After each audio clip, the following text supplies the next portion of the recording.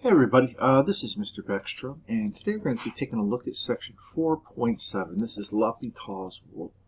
Now you might ask, why are we going backwards in sections? And that's because this one was previously taught in Calculus 2, and they've moved it back down to Calculus 1, so we kind of put it at the end of the semester. But let's talk a little bit about L'Hopital's rule, how it works, and how we can use it to help solve some of these limit problems that we may face. So L'Hopital's rule, basically what it says is that if we have a limit as x approaches a, so x approaches some value, where we have a top function and a bottom function, and we get a 0 over 0 when we apply the a, we can use what's called L'Hopital's rule. That means that we can then take the derivative of both the top function and the bottom function separately and evaluate the limit again. And we should have the same limit, or it's not going to change the limit value. And it's going to help us solve some of these here. And it also works, so it works if the top and the bottom are both 0. But it also works if the top and the bottom are both positive or negative infinity. So you can have infinity over infinity, or negative infinity over infinity, or infinity over negative infinity. Any combinations of infinities will also mean that we can use this rule. And that's let's talk about a little bit on a future page here. I think that one's at the top of page 304, theorem 4.13. So take a look at that. So it works if you get a 0 over 0, or if you get some infinity over some infinity. Let's take a look at an example here. So let's say we are trying to evaluate the limit as x approaches 0 of this function here. This is 3 times the sine of 4x over 5x. Now, the first thing we usually like to do is just put that 0 in there. And if we apply the 0, so if you look at the function evaluated at 0, we're going to end up getting 3 times the sine of 0. And the sine of 0 is 0, and 0 times 3 is 0. So we get a 0 on the top, and on the bottom, 5 times 0 is 0. So we get that indeterminate form. And this tells us that we can use L'Hopital's rule to go ahead and take the derivative of both the top and the bottom and try it again. So let's do that. So the limit as x approaches 0. So the derivative of the top of 3 sine of 4x, we could just use the chain rule there. So that's going to be 3 times the cosine of 4x times the derivative of 4x. Remember, it's the outside function times the inside function, and that's going to give us 12 times the cosine of 4x. And on the bottom, the derivative of 5x is just 5. So now when we try to evaluate this again, so now we have a different function here. So when we look at g of 0, that's going to give us, 4 times 0 is 0. The cosine of 0 is 1. 1 times 12 is 12. So we get a 12 on the top, and on the bottom we have the 5. And this is our limit using L'Hopital's rule, 12 over 5. All right, let's go ahead and take a look at another example here. All right, here we have the limit as x approaches 0 of x times the cosecant of x. So if you want to give this one a try, go ahead, and then when you're ready, unpause, and we'll go through the solution. All right, so first of all, this doesn't fit our criteria here because it's not a function over a function, but we can change that because we can write this as the limit as x approaches 0 of x times, remember the cosecant of x is just 1 over sine of x, and this is really just equal to the limit as x approaches 0 of x divided by sine of x. All right, and when we put the 0 in there, we're just going to get a 0 over the sine of 0, which is 0. So this tells us now we can use L'Hopital's rule. So we're going to take the limit as x approaches 0 of the derivative of the top. The derivative of x is just 1.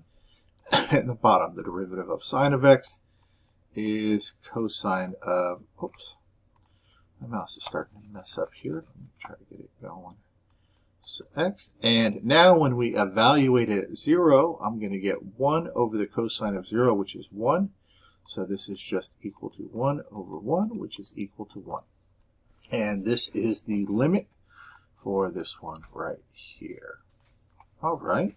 All right, now let's talk a little bit about the indeterminate forms, 1 raised to the infinity, 0 to the 0, and infinity raised to 0.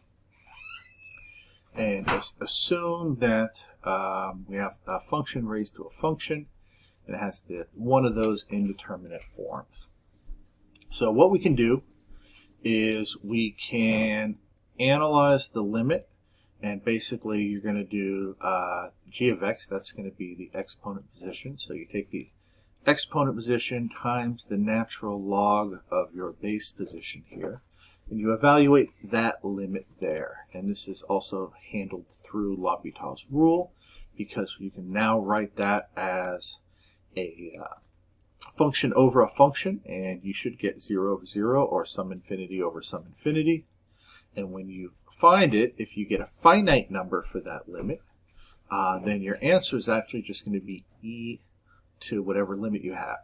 Now, if you don't, if you get infinity or negative infinity, then your function is actually just going to approach infinity, or 0 respectively.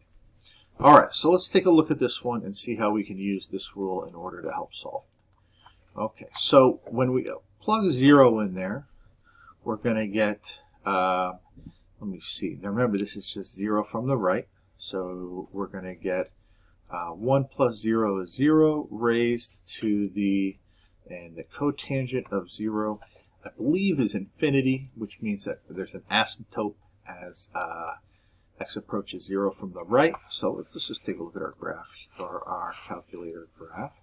So if I were to go in here and go to y equals, let's get rid of these old functions, and we can write cotangent as 1 over tangent of x. And let's go ahead and do a normal zoom standard. And as we see, when it's coming from the right, it's approaching positive infinity, right? That's why we can't do 0 from both sides, because they're approaching two different infinities. So as long as we're only looking at it from the right, this becomes 1 raised to the infinity, which is that first form there. So then we can go ahead and apply this rule. So now the limit is going to be equal to, so this is equal to the limit as x approaches 0 from the right,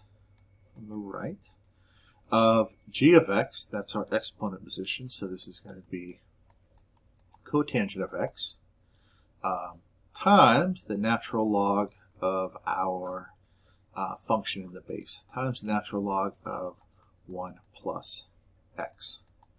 All right. And this is actually what L is. So remember, this isn't the actual limit. This is what we get for L. And if we end up getting the finite number, then we have to take whatever this L is. And so let me put an L there just to make sure we differentiate there.